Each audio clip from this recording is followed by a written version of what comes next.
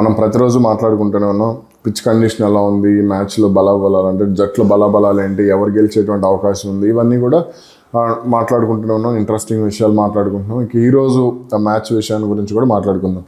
ఇక్కడ నిన్న మొన్న మనం అంచనా వేసినటువంటి జట్లలో మొన్న త్రుట్లో విజయం కోల్పోతే మొన్న మ్యాచ్లో ఢిల్లీ నిన్నటి మ్యాచ్ వచ్చేసరికి నిన్న లాస్ట్ బాల్సే మ్యాచ్ని డిసైడ్ చేసినటువంటి పరిస్థితి ఉంది. నిన్న ముకుల్ చౌదరి ఆడినటువంటి ఇన్నింగ్స్తో లక్నో బయటపడింది. ఇక మనం లక్నో గెలుస్తుందని చెప్పినట్టు ఉన్నాం నిన్న. ఇక ఈ రోజుకి వచ్చేసరికి ఈరోజు మ్యాచ్ విషయానికి వస్తే మాత్రం ఎవరు గెలుస్తారు, ఎవరికి విజయ అవకాశాలు ఉన్నాయనేటువంటి అంశాలు, అదేవిధంగా ప్రతిరోజు మాట్లాడుకుంటున్నట్టే పిచ్ కండిషన్ ఈరోజు ఎలా ఉండబోతుంది ఏంటి అనేటువంటి విషయాలను కాస్త మాట్లాడుకునేటువంటి ప్రయత్నం చేద్దాం.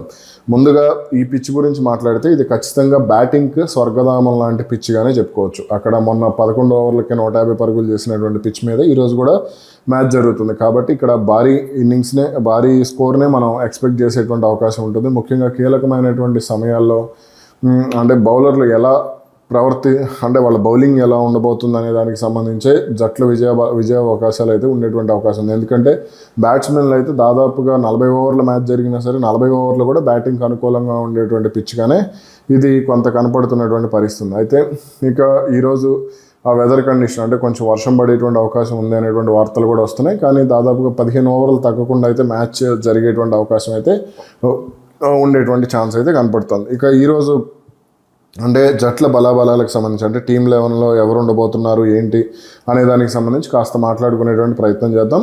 అక్కడ హోమ్ గ్రౌండ్ కాబట్టి గౌహతి వాళ్ళు రాజస్థాన్కి హోమ్ గ్రౌండ్ కాబట్టి మనం రాజస్థాన్ గురించి ఫస్ట్ వాళ్ళ టీం గురించి మాట్లాడుకునేటువంటి ప్రయత్నం చేద్దాం. యశస్వి జైస్వాల్, వైభవ్ సూర్యవంశీ వీళ్ళిద్దరూ కూడా రాజస్థాన్ బ్యాటింగ్కు చాలా కీలకం. మొన్న 150 పరుగులు చేయడంలో వీళ్ళిద్దరే కీలక పాత్ర పోషించినటువంటి పరిస్థితి. అదేవిధంగా మిడిల్ ఆర్డర్కి సంబంధించి ధ్రువ్ జురెల్, ప్రియాన్ పరాగ్ వీళ్ళిద్దరూ కూడా బలంగానే ఉన్నటువంటి పరిస్థితి. అదేవిధంగా షిమ్రాన్ హిట్మేర్ వీళ్లకు మిడిల్ ఆర్డర్కి సంబంధించి చాలా కీలక ఆటగాడు. అవసరమైతే ఫినిషర్గా కూడా అతను మంచి పెర్ఫార్మెన్స్ అయితే చేయగలిగే క్యాపబిలిటీ ఉన్నటువంటి ప్లేయర్. అదేవిధంగా ఫెరేరా కూడా మంచి ఇన్నింగ్స్ ఆడగలిగేటువంటి క్యాపబిలిటీ ఉన్నటువంటి ప్లేయర్. ఇక వీళ్ళకి లోయర్ ఆర్డర్కి సంబంధించి రవీంద్ర జడేజా ఉండడం అనేది చాలా అడ్వాంటేజ్గా చెప్పుకోవచ్చు. అలాగే ఇక బౌలింగ్ పరంగా చూసుకుంటే Jofra Archer, Sandeep Sharma, Andre Burger, Tushar Deshpande, Ravi Bishnoi వీళ్ళు కంపల్సరీ జట్లో ఉంటారు. జోఫ్రా ఆర్చర్, ఆండ్రీ బర్గర్ను ఎంత ఎదుర్కొంటుందనే దాని మీదనే రాజస్థాన్ విజయ అవకాశాలు అనేది డిపెండ్ అయి ఉంటాయి. సందీప్ శర్మ కూడా స్లో బాల్స్తో ఇబ్బంది పెట్టవచ్చు. అతని బౌలింగ్ వేరియేషన్స్ కూడా ఇక్కడ చాలా వరకు కూడా ప్లస్ అయ్యేటువంటి ఛాన్స్ ఉంది. అలాగే తుషార్ దేశ్పాండే బౌలింగ్ మళ్ళీ కాస్త లైన్లోకి వచ్చినట్టు కనపడుతోంది. మరి ఈరోజు పెర్ఫార్మెన్స్ ఎలా ఉండబోతుంది అనేది చూడాలి. ఇక రవి బిష్నాయ్ స్పిన్ పరంగా కూడా ఇక్కడ స్పిన్కు అంత అనుకూలంగా ఉండేటువంటి పిచ్ అయితే కాదు అనేటువంటి ఒపీనియన్ అయితే బలంగా వినపడుతుంది. అదేవిధంగా ఇక మనం ఆర్సీబీ విషయానికి వస్తే ఆర్సీబీలో విరాట్ కోహ్లీ, ఫిల్ సాల్ట్ వీళ్ళిద్దరు కూడా ఓపెనింగ్ చేస్తారు. వీళ్ళిద్దరు కూడా మంచి ఫామ్లో ఉన్నారు. అలాగే వీళ్లకు main advantage Devdutt Padikkal, Rajat Patidar, Tim David వీళ్ళ ముగ్గురిని కనుక రాజస్థాన్ కట్టడి చేయగలిగితే మాత్రం రాజస్థానే గెలిచేటువంటి ఛాన్స్ ఉంటుంది. అయితే దేవదూత్ పడిక్కల్ మొన్న చేసినటువంటి హాఫ్ సెంచరీ కానీ దాదాపు రజత్ పాటీదార్ కూడా మొన్న హాఫ్ సెంచరీ చేసినట్టే 1-2 పరుగుల తేడాతో. అయితే టిమ్ డేవిడ్ వీళ్ళ ముగ్గురిని కనుక ఈ బ్యాటింగ్ పిచ్లో వీళ్ళ ముగ్గురిని అడ్డుకోకపోతే మాత్రం ఖచ్చితంగా రాజస్థాన్ బౌలర్లు 250కి పైగా స్కోర్ ఇచ్చేటువంటి ఛాన్స్ అయితే ఉంది. అలాగే వీళ్ళకి ఇంకొక అడ్వాంటేజ్ ఏంటంటే లోయర్ మిడిల్ ఆర్డర్కి సంబంధించి జితేష్ శర్మ, రొమారియో షెఫర్డ్, అలాగే కృణాల్ పాండ్యా వీళ్ళ ముగ్గురు కూడా అవసరమైతే బ్యాటింగ్లో కీలకమైనటువంటి ఇన్నింగ్స్లు ఆడగలిగేటువంటి ప్లేయర్స్గా చెప్పుకోవచ్చు. ముఖ్యంగా రొమారియో షెఫర్డ్ అతను కనుక లాస్ట్ డెత్ ఓవర్స్లో కనుక బ్యాటింగ్కి వస్తే మాత్రం అది చాలా వరకు కూడా రాజస్థాన్కి మైనస్ అయ్యేటువంటి ఛాన్స్ ఉంటుంది. అలాగే బౌలింగ్ పరంగా కృణాల్ పాండ్యా, భువనేశ్వర్ కుమార్, జాకబ్ డఫీ వీళ్ళ ముగ్గురు చాలా వరకు కూడా కీలకమైనటువంటి ప్లేయర్స్గానే చెప్పుకోవచ్చు. జాకబ్ డఫీ ఫస్ట్ ఓవర్ వేస్తే హేజిల్వుడ్ లేకపోయినా సరే డఫీ బౌలింగ్ అనేది ఆర్సీబీకి చాలా వరకు కూడా బలం అవుతుంది. అలాగే భువనేశ్వర్ కుమార్ స్పెల్స్ కూడా చాలా బాగుంటున్నాయి. అతను కూడా బౌలింగ్ పరంగా చాలా వరకు కూడా మంచి డామినేషన్ అయితే కంటిన్యూ చేస్తున్నాడని చెప్పుకోవచ్చు. అలాగే అభినందన్ సింగ్ బౌలింగ్ కూడా పర్వాలేదు అనిపిస్తుంది. ఇక సుయాష్ శర్మ బౌలింగ్, ఈ స్పిన్ బౌలింగ్ అటు రవి బిష్నాయ్, సుయాష్ శర్మ వీళ్ళిద్దరి ప్రభావం అయితే ఈరోజు చాలా వరకు తక్కువగా ఉండేటువంటి ఛాన్సెస్ అయితే కనపడుతున్నాయి.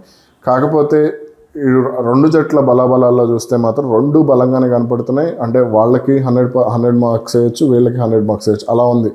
కాకపోతే బౌలింగ్ పరంగా చూసుకుంటే మాత్రం రాజస్థానే కొంత బలంగా ఉంది అనేటువంటి ఒపీనియన్ అయితే చెప్పగలను. ఇక ఈ రెండు జట్లలో సలార్ ఎవరు, దేవరత ఎవరు అనేది కూడా మాట్లాడుకుంటాం. దానికంటే ముందు ఫ్యాంటసీ, రెండు జట్లలో ఫ్యాంటసీ పరంగా ఎవరి గురించి మాట్లాడుకోవచ్చు అని అంటే ఇది ఖచ్చితంగా ఈరోజు టఫ్ మనం మాట్లాడుకునే దానికి సంబంధించి. అంటే ప్రతిరోజు మనం ఫ్యాంటసీ గురించి తీస్తూ ఉంటాం. అయితే ఈరోజు ఇది ఖచ్చితంగా టఫ్ సిచ్యువేషన్గానే చెప్పుకోవచ్చు. ఎందుకు అని అంటే యశస్వి జైస్వాల్, వైభవ్ సూర్యవంశీ ఓపెనింగ్ పరంగా అక్కడ బలంగా ఉన్నారు. రాజస్థాన్ ఆర్సీబీ పరంగా చూస్తే విరాట్ కోహ్లీ, ఫిల్ సాల్ట్ బలంగా ఉన్నారు. అలాగే మూడో స్థానానికి వచ్చేసరికి ధ్రువ్ జురేల్ బలంగా ఉన్నాడు రాజస్థాన్లో. అలాగే ఇక్కడ ఆర్సీబీకి వచ్చేసరికి దేవదత్ పడిక్కల్ బలంగా ఉన్నాడు. అలాగే నాలుగో స్థానానికి అయితే ఇక్కడ 4th ప్లేస్ విషయానికి వస్తే మాత్రం రజత్ పాటీదార్, 5th ప్లేస్కి వచ్చేసరికి అక్కడ సిమ్రాన్ హిట్మేయర్, ఇక్కడ టిమ్ డేవిడ్ ఉన్నారు. టిమ్ డేవిడ్ది, రజత్ పాటీదార్ది ఆర్సీబీలో కొంత అప్పర్ హ్యాండ్ అవుతుంది. అలాగే వాళ్ళకి సంబంధించి అంటే అక్కడ రవీంద్ర జడేజా ఉన్నాడు 6వ స్థానంలో బ్యాటింగ్ చేయడానికి, అవసరమైతే 7వ స్థానంలో. అయితే ఇక్కడ దీన్ని జితేష్ శర్మ, రవీంద్ర జడేజాతో పోలిస్తే జితేష్ శర్మ కానీ రొమారియో షెఫర్డ్ కానీ వీళ్ళిద్దరు కూడా కొంత లోవర్ హ్యాండ్ కానీ చెప్పుకోవచ్చు. అంటే రవీంద్ర జడేజాను వీళ్ళిద్దరిని ఆ ప్లేస్లో ఆడితే డామినేట్ చేసేటువంటి ఛాన్స్ ఉంటుంది. అలాగే బౌలింగ్ పరంగా చూస్తే నాండ్రీ బర్గర్, జోఫ్రా ఆర్చర్, ఇక్కడ జాకబ్ డఫీ, భువనేశ్వర్ కుమార్ ఈ రెండు కూడా కొంత బలంగానే కనపడుతున్నాయి. అయితే పేస్ పరంగా మాత్రం చూసుకుంటే మాత్రం అక్కడ జోఫ్రా ఆర్చర్, నాండ్రీ బర్గర్ వీళ్ళిద్దరు కూడా 145+ బౌలింగ్ వేస్తారు. భువనేశ్వర్ కుమార్ దగ్గర ఆ పేస్ లేదు, కానీ అతను స్వింగ్ చేయగలడు కాబట్టి అది ఖచ్చితంగా ఆర్సీబీకి అడ్వాంటేజ్ అయ్యేటువంటి ఛాన్స్ ఉంటుంది. కానీ నేనైతే బౌలింగ్ పరంగా రాజస్థాన్కే మార్క్స్ వేస్తా. అలాగే ఇక్కడ మనం ప్రతిరోజు కూడా అంటే సలార్ ఎవరు, దేవరత ఎవరు మాట్లాడుకునేటువంటి ప్రయత్నం చేస్తూ ఉంటాం. ఈరోజు రాజస్థాన్కి సంబంధించి సలార్ అయితే యశస్వి జైస్వాల్ అయ్యేటువంటి ఛాన్స్ ఉంది. వైభవ్ సూర్యవంశీని ఆల్మోస్ట్ కట్టడి చేసేటువంటి అవకాశం అయితే కనపడవచ్చు. ఆర్సీబీ చాలా అంటే ఇటువంటి విషయాల్లో చాలా తెలివిగా వ్యవహరిస్తుంది కాబట్టి మన చెన్నైతో జరిగినటువంటి మ్యాచ్లో కూడా మనం చూసాం. కాబట్టి ఈ రోజు అయితే వైభవ్ సూర్యవంశీ ఆడకపోవచ్చు అని అనుకుంటున్నాను. ఇక బౌలింగ్ కాబట్టి వాళ్ళ బ్యాటింగ్కి సంబంధించి రాజస్థాన్ బ్యాటింగ్లో యశస్వి జైస్వాల్ సలార్ అయ్యేటువంటి ఛాన్స్ ఉంది. అలాగే దేవరత ఎవరు అని మనం మాట్లాడుకుంటే ఈరోజు నాండ్రీ బర్గర్, దేవరత అయ్యేటువంటి ఛాన్స్ ఉంది. లేదు అని అంటే జోఫ్రా ఆర్చర్ వీళ్ళిద్దరి మధ్యలోనే ఉండేటువంటి ఛాన్స్ అయితే ఉంది. అదేవిధంగా ఆర్సీబీకి సంబంధించి ఈరోజు విరాట్ కోహ్లీ నుంచి భారీ ఇన్నింగ్స్ అయితే నేను ఎక్స్పెక్ట్ చేస్తున్నాను. అతను సలార్ అయ్యేటువంటి ఛాన్స్ ఉంది. అలాగే దేవరత ఎవరు అని అంటే జాకబ్ డఫీ లేదంటే భువనేశ్వర్ కుమార్ వీళ్ళిద్దరిలోనే అది డిపెండ్ అయ్యేటువంటి అవకాశం ఉంది. ఇక ఫైనల్గా విజయ అవకాశాలు ఎవరివి అనే దాని గురించి మనం మాట్లాడుకుంటే నాకైతే ఈరోజు మళ్ళీ ఆర్సీబీకే ఛాన్స్ అయితే కనపడుతుందని చెప్తాను. కాకపోతే రాజస్థాన్ కూడా బలంగానే ఉంది. 45-55 ఆర్సీబీకి 55 మార్క్స్, 55% ఛాన్సెస్, రాజస్థాన్కి 45% ఛాన్సెస్. అయితే ఇక్కడ పవర్ ప్లేలో ఎవరు పరుగులు ఎక్కువ చేస్తారనే దాని మీద, టాస్ ఎవరు గెలుస్తారనే దాని మీదనే విజయ అవకాశాలు అయితే ఆధారపడి ఉంటాయి. టాస్ గెలిచి ఫస్ట్ బౌలింగ్ చేసే వాళ్ళకైతే ఈ పిచ్ చాలా అడ్వాంటేజ్గా ఉండేటువంటి ఛాన్స్ అయితే ఉంది.